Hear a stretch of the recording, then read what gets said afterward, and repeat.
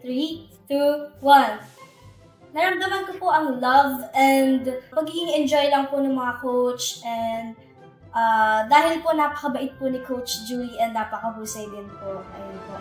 Usually po, nagulat lang po ako dahil po nakita ko po sila.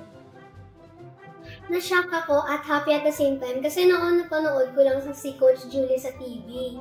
Pero ngayon, na-meet ko na siya and nakapag-hug po ako at saka loving ko siya at